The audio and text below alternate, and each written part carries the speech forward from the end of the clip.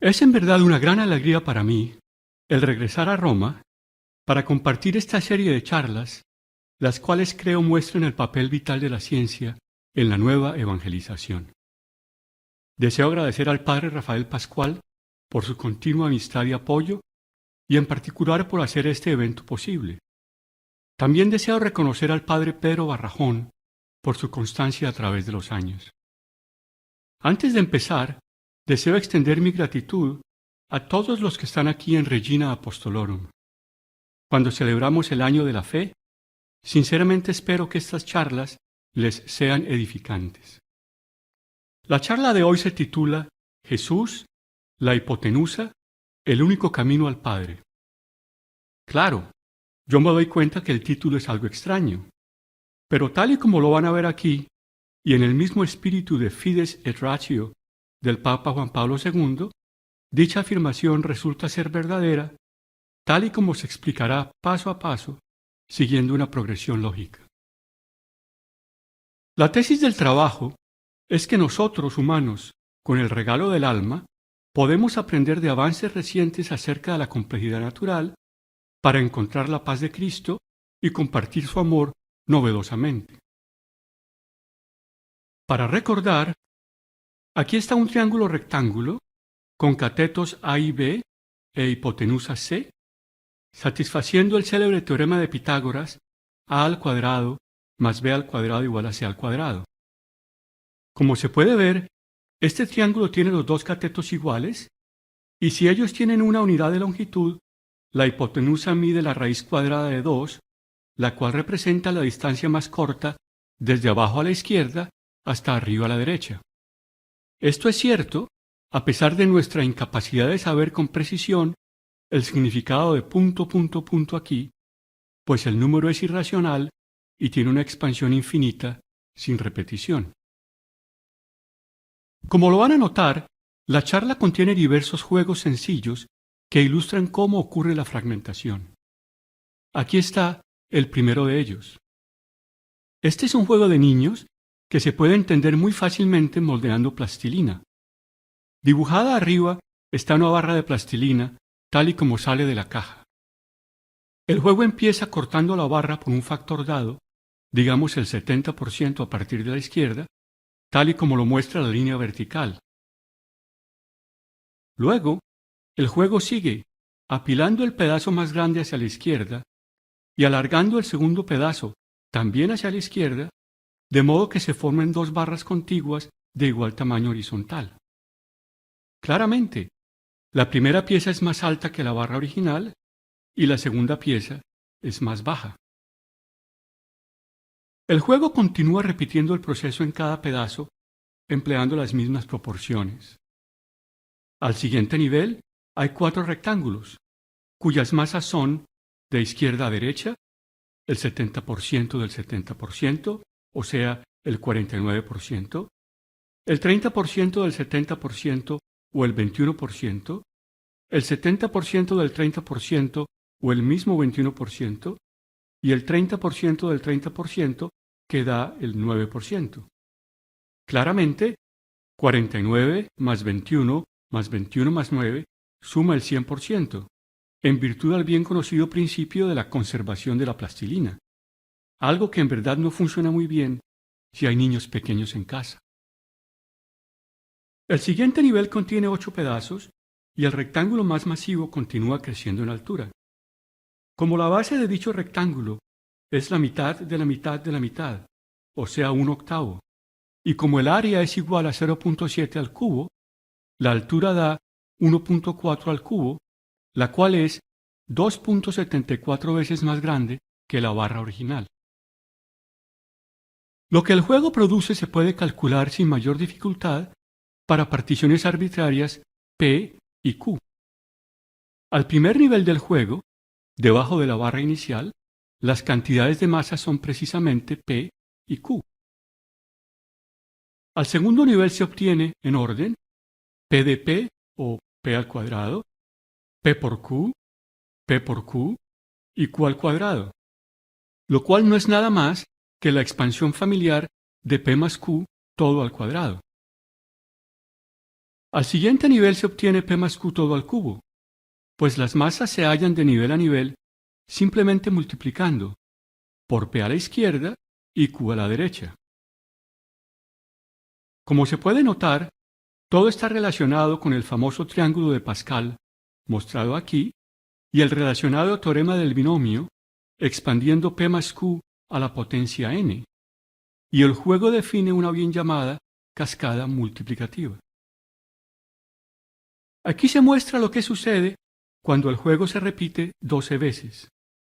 Se obtienen 2 a la 12, 4096, rectángulos con bases muy pequeñas iguales a 1 sobre 2 a la 12, y la barra original se rompe en muchas espinas, las cuales nos pinchan si las tocamos desde arriba. Como la escala vertical aumenta dramáticamente debido a los apilamientos sucesivos, el diagrama, que debería tener 1.4 a la 12 o 56.69 unidades de altura, ha sido comprimido para que quepa en la página. Como se observa, las espinas se ordenan en capas de acuerdo a la extensión de P más Q a la 12 y al triángulo de Pascal. La espina más alta ocurre una vez y contiene P a la 12 de la masa. El rectángulo más pequeño, a la derecha, ocurre también una vez y es casi invisible, pues contiene Q a la 12, esto es 0.3 a la 12 de la masa. Luego, el objeto tiene 12 espinas grandes con masas P a la 11 por Q, 12 espinas pequeñas, también invisibles, con P por Q a la 11, 66 espinas con P a la 10 por Q al cuadrado, y así sucesivamente. Como se puede ver, las capas se entrelazan finamente y sus densidades aumentan en la medida en que nos adentramos al triángulo de Pascal por lado y lado. Cuando el juego se lleva a cabo muchas veces más, la fragmentación adicional da lugar a un número infinito de capas de espinas con tamaños infinitos que, al carecer de cohesión por la presencia de brechas, están soportadas por una colección dispersa de puntos que tienen la estructura del polvo. Como al final existe una infinidad de dichos polvos, uno por cada capa, al objeto fracturado y espinoso dado por este juego se le conoce como un multifractal. Ciertamente, el caminar este objeto no es nada fácil, pues para visitar a alguien al mismo nivel de masa se requiere bajar y subir muchísimas veces, pues las espinas, para cualquier nivel, tienden a estar separadas por huecos. Para apreciar plenamente la estructura vacía que existe en cada capa del primer juego, es pertinente introducir otro juego de niños. Este también se juega moldeando plastilina, pero en vez de cortar la barra original por el 70%, se hace por la mitad, apilando a la izquierda y a la derecha, de modo que quede un hueco de 1/3 por la mitad, tal y como se muestra. Al igual que antes, este juego progresa repitiendo la misma idea, dividiendo cada pedazo y apilando a la izquierda y a la derecha en la misma proporción. Para cada nivel, este proceso crea una colección de rectángulos de igual tamaño, los cuales, por construcción, nunca se tocan, produciendo así espaguetis perfectos. Claramente, este juego sencillo es otra cascada multiplicativa, una que eventualmente genera espinas de igual tamaño que emanan de una colección de puntos que al estar separados por brechas, tiene nuevamente la estructura del polvo.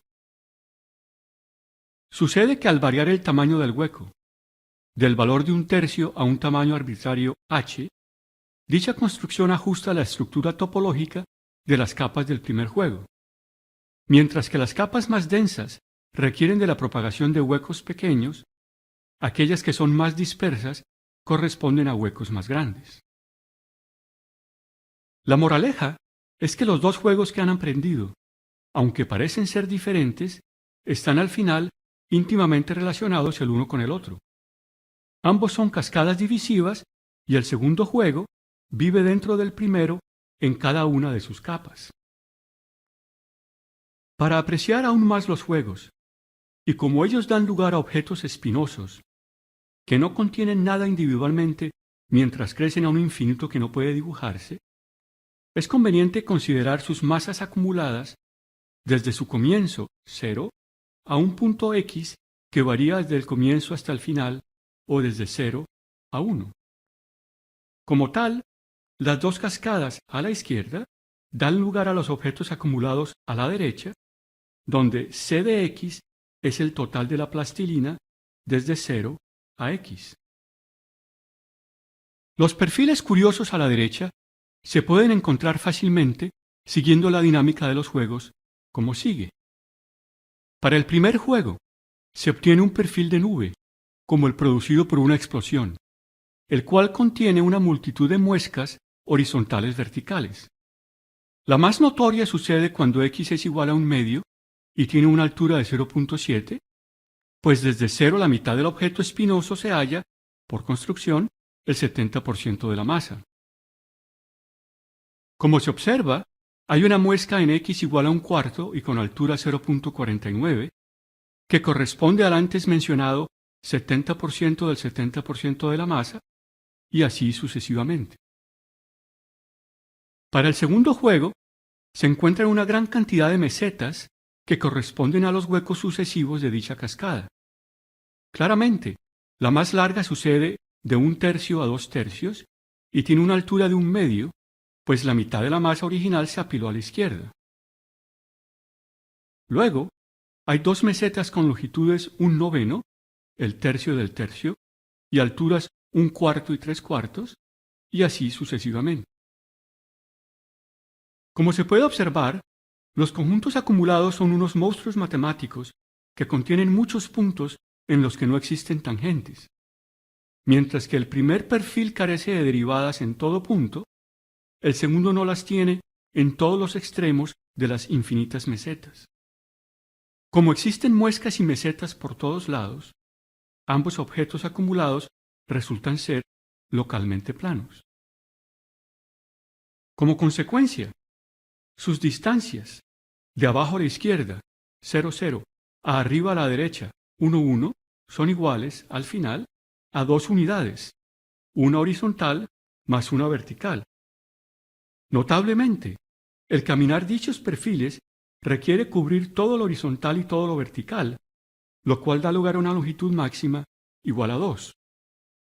Sucede que esta propiedad es universal, pues cuando se propagan desequilibrios P o huecos H, sin importar cuán pequeños sean, se definen espinas y polvo que dan lugar a objetos acumulados que contienen muescas o mesetas por todas partes. Lo mismo sucede al combinar los juegos, dando lugar a cascadas con desequilibrios y vacíos, y cuando se emplea el azar para definir desequilibrios y huecos variables de nivel a nivel. Como los perfiles rugosos generados por las cascadas son localmente planos en todas partes, si uno cayera en paracaídas en ellos, uno creería haber llegado a tierra llana. Por esta clara decepción y por la fragmentación producida por los juegos, a dichos perfiles se les conoce adecuadamente en la física y las matemáticas como las escaleras del diablo. Ocurre que el primer juego de niños se relaciona con la forma en que la turbulencia sucede en la naturaleza, el mismo proceso común que nos asusta con sus movimientos súbitos mientras viajamos en un avión. Cuando la inercia en un fluido, dada por el producto de la velocidad v y una distancia característica L, subyuga la cohesión del mismo, dada por su viscosidad nu, esto es, cuando el número de Reynolds mostrado a la derecha es suficientemente grande, el fluido se rompe en una cadena irreversible de remolinos que se dividen en remolinos, que se dividen en remolinos y así sucesivamente. Estos elementos, que rotan hacia adentro y que viajan de mayor a menor presión o de más a menos, como los huracanes, cargan consigo cantidades de energías desiguales que sorprendentemente corresponden a las capas de la primera cascada, cuando el desequilibrio P es igual precisamente al 70%. La turbulencia no resulta ser predecible, sin embargo, pues los remolinos naturales, de nivel a nivel, no siempre son más masivos a la izquierda, sino que suceden a la izquierda o a la derecha, como guiados por el azar. Ineludiblemente, cuando la escala de dichos remolinos es suficientemente pequeña, las energías que ellos llevan se disipan en forma de calor. Aunque a mayor el número de Reynolds, mayor la duración del proceso, la cascada natural, contrario a lo que puede hacerse en las matemáticas, resulta ser finita. Notablemente, y tal y como lo reportaron Mennevoy y Srinivasan, las observaciones para diversos flujos, tanto naturales como en el laboratorio, y que incluyen turbulencia atmosférica, capa límite, la estela de un cilindro y otros, dan lugar a capas de energía a lo largo de una dimensión que son permutaciones de lo producido por el primer juego de niños. De modo que se pueda apreciar aún más la bondad del ajuste universal encontrado por dichos investigadores. Aquí se muestra la relación entre las magnitudes de las capas y sus respectivas densidades. Mientras que los cuadrados denotan las observaciones de la turbulencia, la parábola corresponde a la cascada del 70-30, con densidades que crecen al adentrarnos al triángulo de Pascal por lado y lado. Como el aumento de entropía en la turbulencia ocurre universalmente mediante una cascada sencilla, el sentido común sugiere que podemos emplear dicho proceso, y también el que define sus capas, para estudiar cómo nosotros los humanos creamos nuestra propia turbulencia.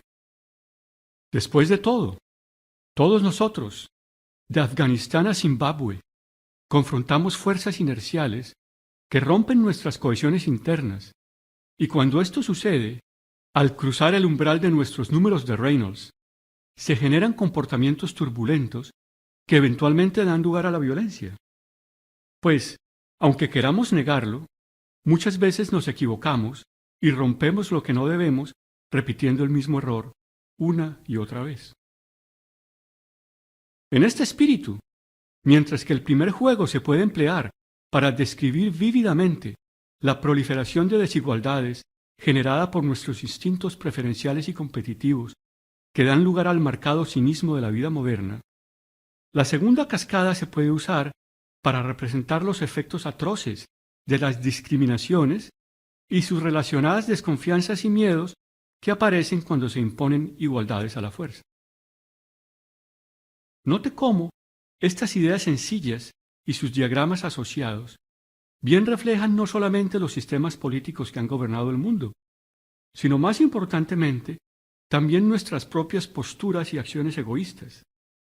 ¿Cuál otra cosa puede ser la razón que nos incita a participar en juegos tontos? Pues como se puede observar claramente en los espirales negativos rotantes, estas simples nociones expresan tristemente el por qué el tercer mundo, compuesto por 2/3 de los habitantes del mundo, es decir, el 0.666 de todos, vive bajo condiciones de pobreza, el por qué 6.000 niños mueren al día por falta de agua, y el por qué vivimos desde hace mucho tiempo en una era de violencia y terror. Aunque a algunos los dibujos les pueden parecer chistosos, observe que no lo son, pues las relaciones interpersonales, amistades y matrimonios fracasan en virtud de estas cascadas y sus combinaciones. Como la historia ha comprobado que el segundo juego no funciona, en virtud de sus vacíos conspicuos y sus muros caídos, es relevante preguntar, aun si esto es inapropiado o políticamente incorrecto para algunos, si la globalización de la primera cascada es la solución de los problemas que nos aquejan. En este sentido, es útil recordar el triángulo de Pascal para hacer algunos cálculos. Si se toma un desequilibrio P igual a 0.7, como en la naturaleza, y se consideran n igual a 20 niveles de la cascada, se puede estudiar en dónde está localizada la plastilina. Así, el 5, 10, 20 y 40% de las espinas más grandes contienen en orden el 57, 70, 84 y 95% de la masa. Tristemente, estos números ajustan la distribución sesgada de riqueza del país más poderoso del mundo, los Estados Unidos, al final del siglo XX, circa 1998, pues los más ricos allí tenían, para los mismos percentiles, el 59, 71, 84 y 95% de los recursos. Esta es una coincidencia indeseada que sin embargo provee una advertencia veraz y una clara moraleja. Si los desequilibrios continúan su propagación, tal y como parece ocurrir en el siglo XXI, las leyes de la física y el sentido común nos aseguran que las energías se van a disipar y que morderemos el polvo. Esta advertencia ciertamente aplica no solo a una nación, sino por todo el mundo, pues la distribución de riqueza de cualquier país se puede ajustar mediante una cascada multiplicativa que provee una escalera del diablo, aun si ella requiere el uso de particiones variables de nivel a nivel. A partir de estas reflexiones, podemos observar que ciertamente existe un código de sentido común para la paz y en contra de la violencia, uno que puede definirse fácilmente a partir de los siguientes imperativos. Invierta la dirección de la cascada para reparar lo roto. Viva a números de reinos bajos para evitar la violencia y las ansiedades de la vida moderna. Y para citar a algunos profetas antiguos, corte montañas y rellene valles para restaurar la unidad. Pues de una forma gráfica y matemática, la unidad plenamente reconciliada está compuesta por un número infinito de espirales amorosos rotando hacia afuera, elementos que viajan de una forma no natural, de menos a más, y que se oponen a los espirales negativos, en coordenadas polares, inducidos por el diabólico poder del aire, valga la redundancia. Pues es el diablo mismo, el príncipe del poder del aire y el príncipe de este mundo, quien, por medio de su división en cascada, es nuestro enemigo común.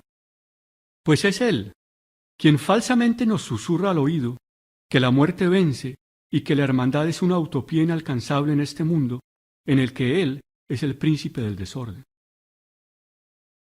A partir de estas observaciones podemos notar, por nosotros mismos, que existe una única solución geométrica, a la izquierda, y una rampa asociada de plastilina acumulada, a la derecha. Hay un 50% de la masa desde el principio hasta la mitad, un 25% hasta la cuarta parte, etc., las cuales reflejan que no debemos jugar juegos divisivos, sino más bien hacer el bien para vencer el mal. Claramente, la clave está en mantener dinámicamente la barra original, tal y como salió de la caja paradisíaca al nivel 0, siempre practicando el 50-50 proverbial sin excepciones, es decir, sin huecos. Y esto significa el crecer espiritualmente, de forma tal que podamos satisfacer el poder santificador del 0 que provee la unidad con Dios. Pues la barra uniforme es la única condición recta y sólida que, al no contener ni espinas ni polvo, podemos caminar sin temor. Tal y como lo podemos ver, nuevamente por nosotros mismos, la solución no es nadie más que nuestro Señor Jesucristo, el camino, la verdad y la vida, quien al mantener el camino recto y nunca jugar juegos falsos, es decir, nunca mentir, siempre mantuvo la energía esencial y derrotó la muerte. Como la acumulación de la barra uniforme es la línea 1 a 1, nuevamente Jesucristo en su relación con cada uno de nosotros. Y como dicha rampa tiene una distancia mínima igual a la raíz cuadrada de 2 de abajo a la izquierda a arriba a la derecha, podemos observar el por qué la hipotenusa del triángulo, al reflejar el amor unitivo y radical, es el camino de y hacia la paz.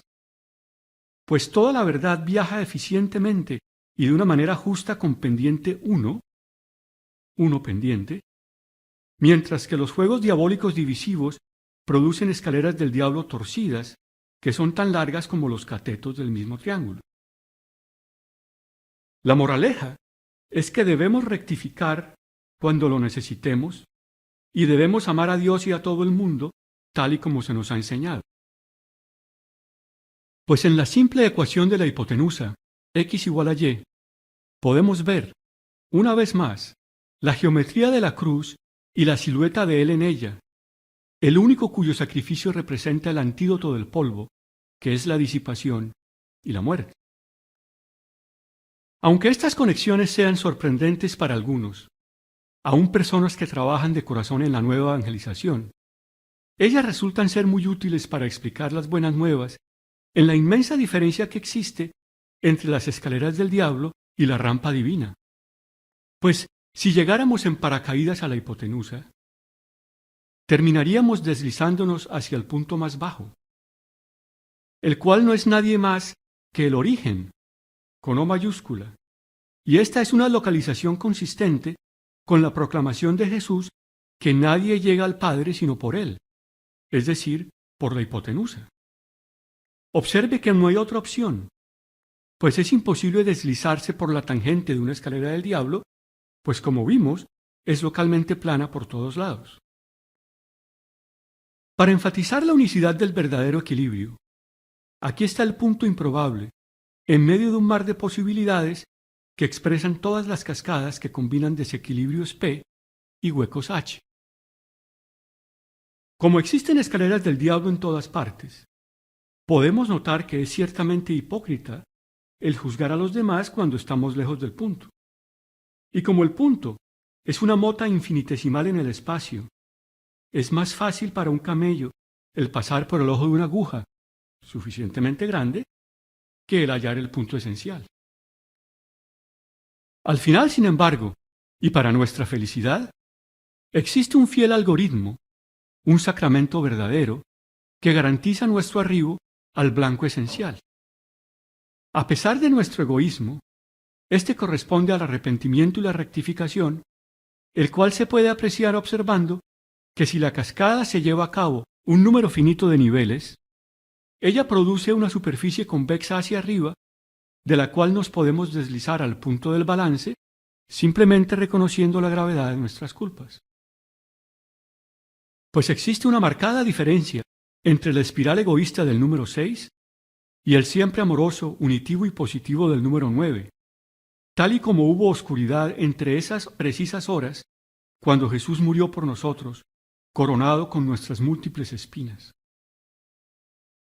Las ideas nos recuerdan nuestras opciones personales y colectivas, el equilibrio o la turbulencia, la calma o la violencia, la rectitud o la maldad, 50-50 o inequidad, el camino corto o el más largo, la reconciliación o la separación, la integración y su símbolo, la letra S esbelta, o la división y el símbolo que la niega, pues el amor del dinero es la raíz de todos los males, la completez o el vacío, la unidad y sus espirales positivos, o el polvo y su diabólica fracción, y de una forma geométrica, una perspectiva positiva hacia el futuro o una actitud negativa atrapada en el pasado, tal y como se puede inferir colocando los espirales encima de un reloj. Para resumir, ahora deseo compartir una poesía llamada Caminos. El uno es el más largo y el otro es en rectitud. Uno lleva a lo amargo y el corto a la plenitud. El recto lo une todo y en el otro hay división. El uno es humilde gozo y en el largo perdición. El largo es agitado y el otro es serenidad. Uno está lleno de espinas y el corto regala paz. El recto es carga liviana y el otro genera sed. El uno es planicie santa y el largo torcido y cruel. El largo es egoísta y el otro con buen amor. Uno trae mala suerte y el corto sana el dolor. El recto es equilibrado y el otro sin proporción. El uno provee buen fruto y el largo es la decepción. Ahora, ya muy cerca del final, deseo recordarles otras coincidencias de fe que pueden visualizarse basadas en los conceptos de ciencia en esta charla. Claramente, esta presentación sigue el espíritu de otro hidrólogo, Juan Bautista, quien bautizó con agua y quien con Jesús nos llamó a la rectitud diciendo: convertíos porque ha llegado el reino de los cielos.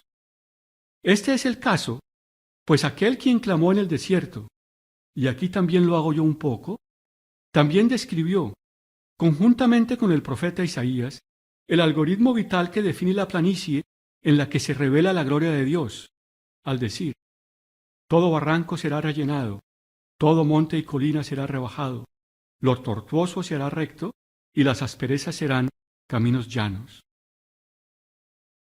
Las ideas también nos recuerdan algunas sentencias precisas. Ellas incluyen el mandato de Jesús que debemos perdonar a los demás 70 veces 7, tal y como se observa alegóricamente en el segundo nivel de la cascada natural, en el producto de 0.7 por 0.7. La explicación del profeta Isaías cuando dijo que en el sosiego estará vuestra fuerza, es decir, a números de reinos bajos, y el edicto de Dios que los pecadores que aman la violencia lamerán el polvo como la serpiente. Al final, las nociones resultan ser muy antiguas, pues Dios le prescribió a Adán no solo el polvo de su pecado, sino también el decreto: espinas y abrojos le producirá el suelo. Pues es en verdad cierto que uno está con o en contra de Jesús, pues él dijo: el que no recoge conmigo desparrama, tal y como lo hace quien rige el viento y desea nuestra división. Cuán maravilloso es apreciar el regalo precioso de la reconciliación que Dios nos ofrece, pues hace la diferencia tan lejos como está el oriente del ocaso y tan lejos como está la raíz cuadrada de 2 de 2. Cuán maravilloso es y cuán poderoso cuando dos o más hallan la raíz, porque la unidad puede entenderse geométricamente, y 1 más 1 no es 2, sino por la cruz del amor un 1 más grande, tal y como lo explicó Jesús con relación al matrimonio, entre un hombre y una mujer, claro está, y a su desposada la Iglesia. Ya para terminar, deseo compartir 2 canciones. La primera se llama Conga hasta el infinito, y se basa en las siguientes ecuaciones que ligan los 3 números, el 0, el 1 y el infinito. 0 factorial igual a 1. 0 más 0 igual a infinito, lo cual también se comprende geométricamente entre santitos. 1 más 1 igual a 1. 1 sobre 0 igual a infinito. X a la 0 igual a 1, la ecuación del santito. Y del 0 al infinito, dándole una torsión al 0, como si fuera un cauchito.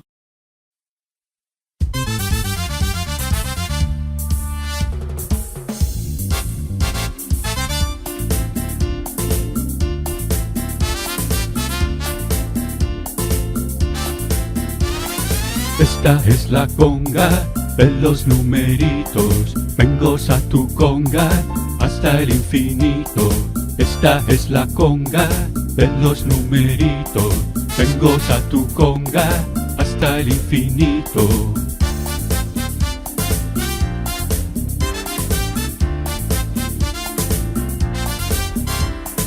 El 0 admirado hace un unito, y 0 más 0 es el infinito. El 1 más 1 unen un buen rito, y el 0 entre 1 da todo todito. El 0 en potencia logra el mismo hito, y torsión de nada llega al infinito. Chántice tú. Esta es la conga, únete al trencito, ven goza la conga de 3 numeritos. Esta es la conga, únete al trencito, ven goza la conga de 3 numeritos.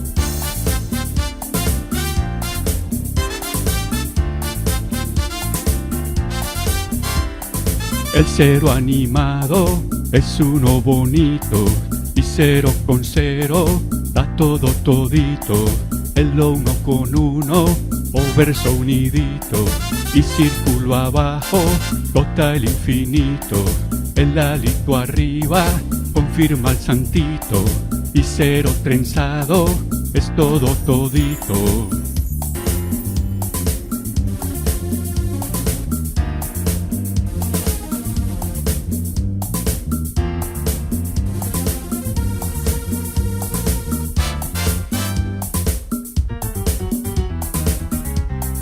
A gozar. Juanito. Y también Santita. Al cero es, al uno es, y al infinito. Al cero es, al uno es, y al infinito. El cero clave es, llegas a poquito. El cero da poder, vences todo mito.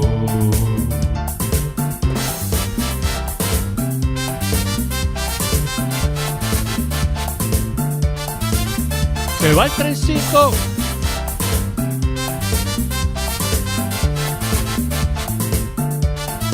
El uno es como es, siempre unidito. El uno sana bien,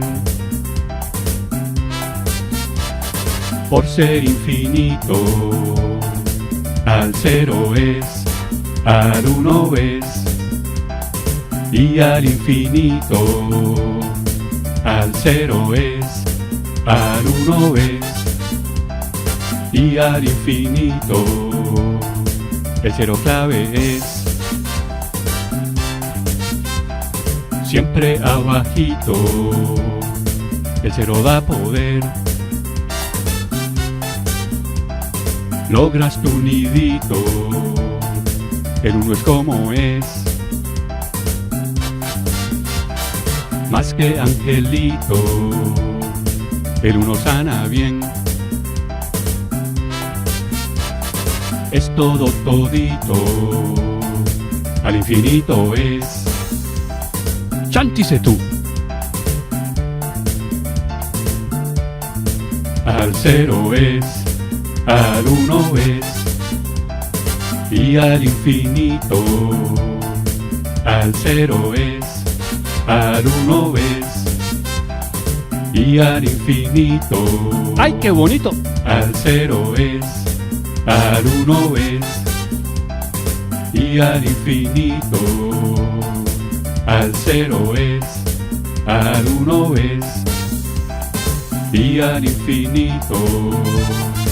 Al cero es, al uno es, y al infinito.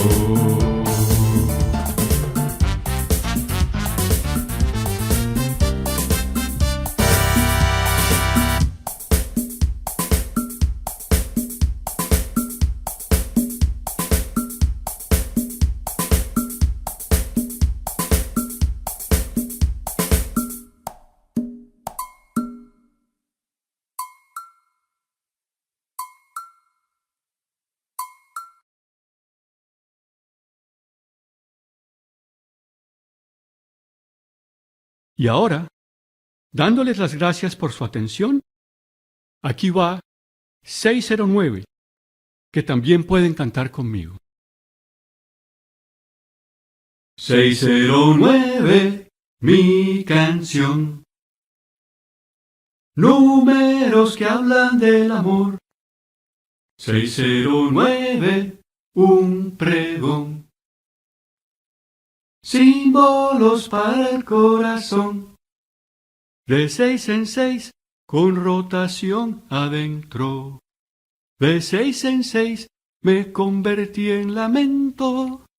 De 6 en 6, con sutiles razones. De 6 en 6, en egoístas divisiones. De 6 en 6, creyendo ser gran cosa. De 6 en 6, solo espina de la rosa, ay, ay, ay. 609, mi canción. Números que hablan del amor. 609, un pregón. Símbolos para el corazón. Del 6 al 0, le bajé velocidad. Del 6 al 0 ya no fue tempestad. Del 6 al 0 recibí el perdón. Del 6 al 0 escuché la voz Del 6 al 0 supe de la paz. Del 6 al 0 se fue la soledad. 609, mi canción. Números que hablan del amor. 609, un pregón. Símbolos para el corazón. Del 0 al 9 se volteó el espiral. Del 0 al 9 me atreví a amar. Del 0 al 9 intenté oración. Del 0 al 9 quise ser reparador. Del 0 al 9 el infinito fluyó. Del 0 al 9 a veces no fui yo. 609, mi canción. Números que hablan del amor. 609, un pregón. Símbolos para el corazón. De 9 en 9 me convierto en mies. De 9 en 9 más cerca de sí ser. De 9 en 9 venciendo oscuridad. De 9 en 9 creciendo en realidad. De 9 en 9 deseo ya vivir. De 9 en 9 la gloria del morir.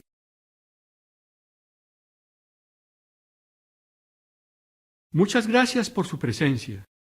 Para mayor información, por favor consulte los libros de Fig Tree and the Bell y la hipotenusa.